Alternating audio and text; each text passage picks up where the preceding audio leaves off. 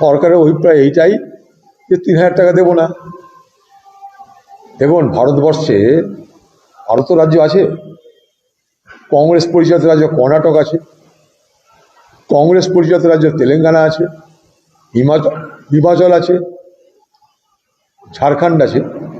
সরাসরি কংগ্রেস না হলেও কংগ্রেস আর ঝাড়খণ্ড মুক্তি মোর্চা, প্রত্যেকটা জায়গাতেই কিন্তু যেটা এখানকার লক্ষ্মীর ভাণ্ডার, যেটার নাম দিচ্ছে অন্নপূর্ণা ভাণ্ডার, যেটা কোথাও মাইয়া সম্মান যোজনা, কোথাও লাডলি বই, ভিন্ন ভিন্ন নামে ভারতবর্ষের ভিন্ন ভিন্ন রাজ্যে কিন্তু মহিলাদের জন্য এই আর্থিক অনুদানের প্রকল্প চালু আছে।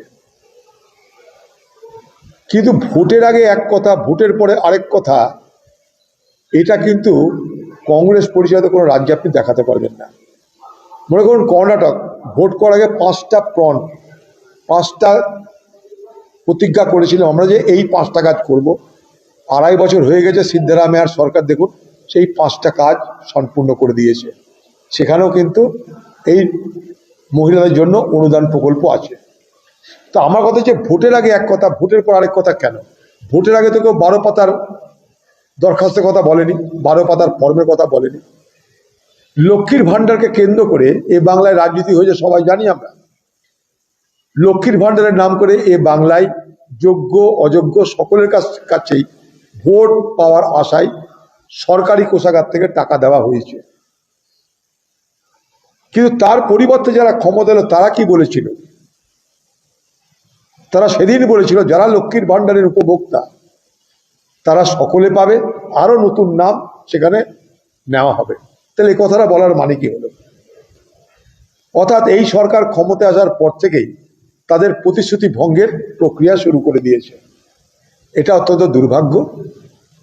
কারণ 12 পাতার যদি দরখাস্ত লিখতে হয় আমাকে, এবার ফর্ম ফিল আপ করতে হয়, এটা মনে হচ্ছে সেই সিবিএসসি পরীক্ষা দেওয়া, নিট বা জির পরীক্ষা দেওয়ার মতন ব্যাপার। সাধারণ মানুষ তারা কি ফর্ম জমা করবে? এইগুলোর মধ্যে দিয়ে এই সরকারের আসল উদ্দেশ্য কি সেটা আমাদের আগামী দিনে খুঁজে বার করতে হবে। বাংলা জুড়ে ডামাডোল যেন না চলে, মা বোনদের যেন তাদের পাওনা দিয়ে দেওয়া হয়। তৃণমূল তখন ক্ষমতা থেকে সরে গেছে, তখন প্রায় 8 লক্ষ কোটি টাকার উপরে তারা ঋণের বোঝা চাপিয়ে গেছে, এইভাবে মানুষকে খাতিরদারি করতে করতে, এই দাও সেই দাও ওই দাও। ভোট খরিদ করতে গিয়ে পশ্চিমবঙ্গ সরকারের রাজকোষের উপরে 8 লক্ষ কোটি টাকারও বেশি ধারের বোঝা, ঋণের বোঝা। সেই বোঝা নিয়ে টলমলও তৃণমূল চলতে পারছিল না। কিন্তু আজ যারা ডবল ইঞ্জিন সরকারের কথা বলে ক্ষমতা এসেছে, কেন্দ্র আছে রাজ্য আছে, তারা তো অন্তত বলবে সত্য কথাটা যে হ্যাঁ এই ঋণের বোঝা সামলাতে পারছি না, তাই আমরা অন্নপূর্ণার ভাণ্ডারকে আমরা ছেটে দেওয়ার ব্যবস্থা করছি। বলুক, সত্যটা সত্য বলুক, এটা আমরা জানতে চাই। এইভাবে মানুষের মা বোনদের মধ্যে একটা আশঙ্কা আতঙ্কার বাতাবরণ তৈরি করার কোনো চেষ্টা সরকার যদি করে, আমরা নিশ্চয়ই তার বিরোধিতা করব। কারণ এটা দিয়ে মানুষের সংসার চলে। আজকে বাংলার মা বোনদের এটা দিয়ে একটা সংসার চলে, তাদের খরচা বহন করার সুযোগ পায় আর্থিক অনুদানের মধ্য দিয়ে। সারা ভারতবর্ষের সব রাজ্যেই প্রায় চালু আছে এগুলো। কংগ্রেস পরিচালিত প্রত্যেকটা রাজ্যে এই প্রকল্প দীর্ঘদিন ধরে চলছে এবং সাফল্যের সঙ্গে চলছে। আপনারা খোঁজ নিয়ে দেখুন, সেখানে কংগ্রেস কিন্তু এখানে যেমন লক্ষ্মীর ভাণ্ডারের নামে ভোট দাও, ভোট না দিলে লক্ষ্মীর ভাণ্ডার বন্ধ হয়ে যাবে, কংগ্রেস পরিচালিত রাজ্যে কিন্তু সেটা বলা হয়নি কোনোদিন।